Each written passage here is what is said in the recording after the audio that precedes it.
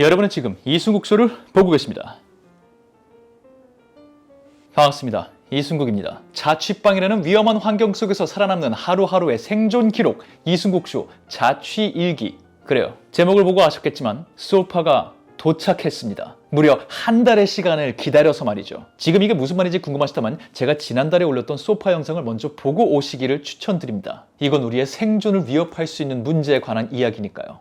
소파 없이 땅바닥에서 지냈던 지난 한 달, 다행히 잘 살아남았습니다. 원래 소파가 없던 방에서 살던 사람이니까요. 그런데 소파가 도착한 직후부터 제가 한 달 동안 미루었던 고민이 제 눈앞에 펼쳐지고 말았습니다.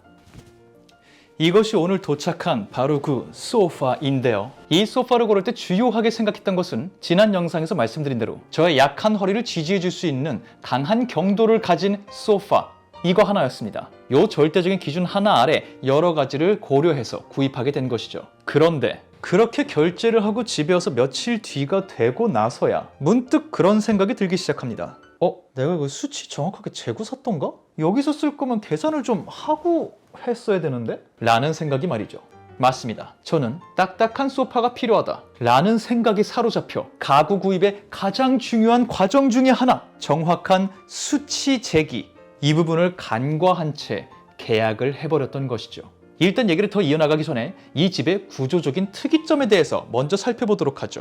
자, 이곳이 제 소파가 들어올 거실의 벽면입니다. 잘 보시면 아시겠지만 벽면 안쪽에 튀어나온 부분이 있습니다. 사각형으로요. 이 튀어나온 부분이 제법 되기 때문에 이렇게 앞쪽으로 튀어나온 부분을 감안하고 소파를 앞쪽으로 배치할 것이냐, 아니면 이 앞부분을 무시하고 소파를 양옆이 작은 걸로 구입해서 소파를 벽에 탁 붙여서 사용하느냐, 지난번 소파를 샀을 때 제가 실제로 많이 고려했던 부분입니다. 그리고 저는 분명히 이 기억을 이번 소파를 구입할 때도 갖고 있었습니다. 그래서 양옆 사이즈에 대한 감이 있었어요. 그런데 제가 간과했던 건 이 소파의 앞뒤 사이즈였습니다. 이 소파가 들어오고 나서 거실의 전경이 어떻게 바뀌었는지 보여드리죠. 거실이 순식간에 너무나도 작아졌죠. 지금 영상으로 보시는 거는 광각 렌즈로 찍고 있는 거기 때문에 나름 쾌적해 보인다고 생각하실 수 있습니다. 광각 렌즈가 아닌 렌즈로 한번 다시 촬영을 해보죠. 저는 여기 서 있고요. 이것이 제가 바라보고 있는 모습입니다. TV와 거실의 모습을 봤을 때 도대체 이 소파가 얼마나 대단한 면적을 차지하고 있는지 한 번에 확인하실 수 있죠. 앞뒤로 너무 크죠. 정말 커요. 넓다고 해야 될까요? 깊다고 해야 되나? 아무튼 손에 포커스가 맞춰졌으니까 패스. 사실상 미니 침대라고 봐야 되는 사이즈입니다. 앞, 뒤가 말이죠. 당연히 아시겠지만 소파 매장들은 굉장히 큽니다. 넓고 커요. 그래서 이 소파를 발견하고 너무 마음에 들었을 때 저는 이 소파의 앞뒤가 이 정도까지 넓을 거라는 인식이 크게 없었습니다. 없진 않았지만 대단하게 다가오지 않았죠. 특히나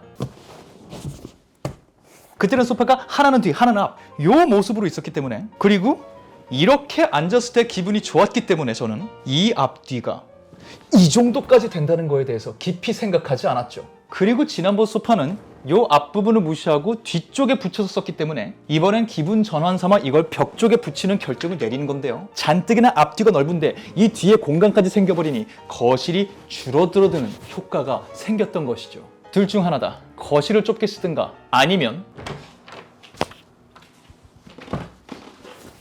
소파를 이쪽 벽면에 붙이고 침실로 들어가는 문을 포기할 것이냐. 거실, 침실로 통하는 문, 사실 이건 크게 고민할 것도 없었어요. 사람의 삶의 질에서 우선순위라는 게 있잖아요. 그래요. 그래서 저도 당연히 침실을 포기하기로 했습니다. 어때요?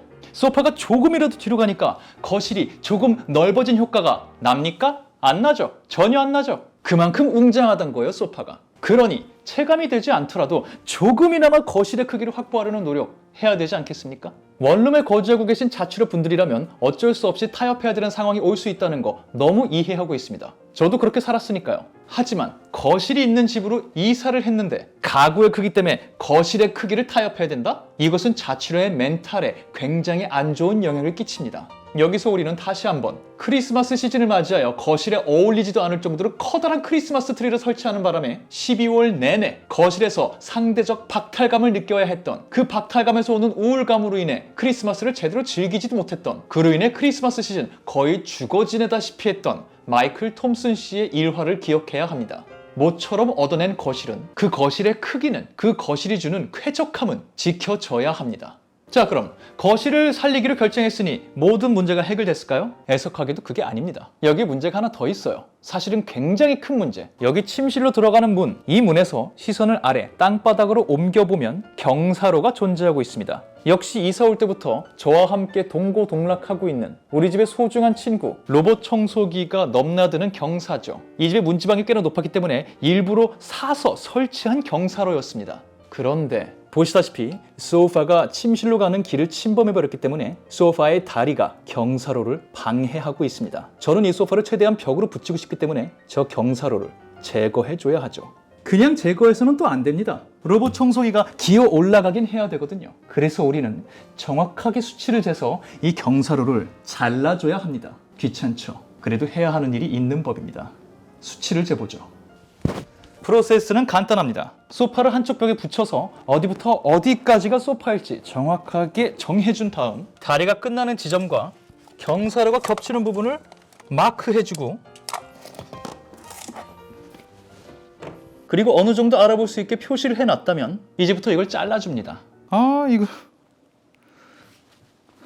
돈 꽤 주고 산 건데. 아깝.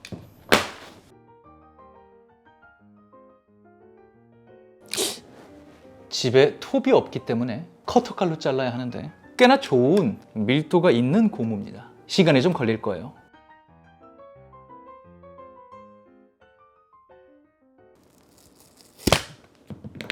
찢어지네요. 나이스 워크. 마감. 아, 잠깐! 전국의 수많은 어린 자취러 여러분, 커터칼로 함부로 작업을 할 때 조심하셔야 됩니다. 손 다쳐요. 저는 생존 전문가이기 때문에 이렇게 마음껏 활용을 할 수 있는 거고요. 이 정도 레벨까지 오려면 목숨을 거셔야 되니까 따라하고 싶으면 안전을 항상 생각하면서 하세요. 명심. 이렇게 작업을 한 김에 사포까지 있으면 좀 깔끔하게 공정을 마무리할 수 있을 것 같지만 그건 귀찮으니까 패스하도록 하죠. 흥분해서 경사를 잘못 잘랐으니까 안 자른 척.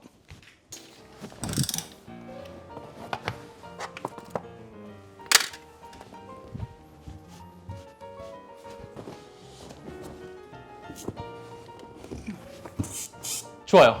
일단 여유는 충분한 것 같습니다. 근데 이걸 설치하면서 놀라운 사실 하나 알아냈어요. 모자랄 것 조금 많이 잘랐더니 여유가 좀 많이 남아버렸고요. 무엇보다 소파가 이렇게 꽉 차면 다리가 끝까지 가는 일이 없기 때문에 여기 안 잘라도 됐었어요. 이만큼 남아있을 수 있었는데 내가 흥분해서 다 잘라버렸어. 미안하다. 이렇게 된 김에 그러면 얘를 저기 맞춰서 잘라서 다시 넣으면 되는 거잖아요. 이 정도 사이즈로 이 두 번째 건 하나 둘니까 해봅시다. 됐어. 마지막 피스를 설치해 줍시다. 요렇게 완벽해. 이거야. 내가 원하던 거야. 그리고 이제 마지막으로 요 거치대를 고정해주는 테이프만 제거하면 되겠군요. 소파 아웃. 자, 기쁜 소식과 열받는 소식이 하나 있습니다. 기쁜 소식은 모든 공정을 마무리하였고 어쨌든 소파를 이 거실에서 사용할 수 있는 가장 뒤편으로 넣어서 거실을 최대한 확보했다는 거고요. 열받는 소식은 마지막에 보신 그 장면 있죠? 마지막 블럭 집어넣는 거. 그 이후로 한 5분 정도 더 뭘 찍은 게 있거든요. 근데 그때 실수로 버튼을 뭘 잘못 눌렀는지 녹화가 안 됐어요. 그 마지막 영상 보시면 아시겠지만 바닥에 양면 테이프가 붙여져 있어요. 흰색으로. 그 거치대를 고정하기 위해서 같이 온 제품이에요. 저는 개인적으로 그 양면 테이프를 제거하는 게 가장 어려울 줄 알았거든요. 끈덕하게 남을까봐. 근데 알고 봤더니 그게 제일 쉬운 작업이었어요. 품질 좋은 테이프를 썼는지 그냥 떼니까 아무 문제 없이 떼졌어요. 그래서 거치대 만든 회사 어딘지 모르겠지만 좋은 제품 감사하다. 근데 내가 그걸 이렇게 잘라서 썼다. 미안하다. 살기 위해서 그랬다. 감동의 드라마가 있는 5분 동안의 어떤 영상이 있었는데 녹화가 안 됐어. 그랬다는 소식을 전해드리고요. 아무튼 거실과 타협하기 위해서 소파가 이만큼 와버렸기 때문에 사실 TV를 보려면 굉장히 옆에서 봐야 됩니다. 그나마 이렇게 봐야 똑바로 볼 수 있는 거죠. 그래도 오늘의 교훈은 뭐다? 이만큼이나 거실은 자취로에게 소중하다. 함부로 타협해서는 안 된다. 거실을 얻어내기 위해서 당신이 맞서 싸우게 될 집안의 모든 가구, 그 투쟁의 과정에서 당신이 만지게 될 모든 공구, 이것들은 자취로로서의 당신의 레벨을 높여줄 것이다. 걱정하지 마라. 하지만 안전은 꼭 지켜라. 정도 될 수 있겠네요. 조금 큰 소파이긴 하지만 어쨌든 그 소파와 넓은 거실 확보해내었으니 이제 거실에서 오는 스트레스 없이 조금 더 살아있을 수 있게 되었습니다. 수치를 크게 고민하지 않고 샀던 가구 때문에 거실을 잃어버릴까 스트레스 받고 계시던 많은 자취러분들께 도움이 됐길 바라며, 무엇보다 가구 살 때 수치를 재는 건 정말 중요하다. 그 수치를 토대로 시뮬레이션을 돌려보는 거 제일 중요하다라는 오늘의 교훈 잊지 마시길 바라면서, 자취방이라는 위험한 상황 속에서 매일매일 살아남는 기록을 남기는 이승국쇼 자취일기 이쯤에서 마무리하도록 하겠습니다. 끝까지 시청해주셔서 감사합니다. 저는 다음번 다른 영상으로 돌아오도록 하죠. 저는 천재 이승국의 이승국이었고요. 여러분은 지금까지 이승국쇼를 함께 하셨습니다. 감사합니다. 바이바이.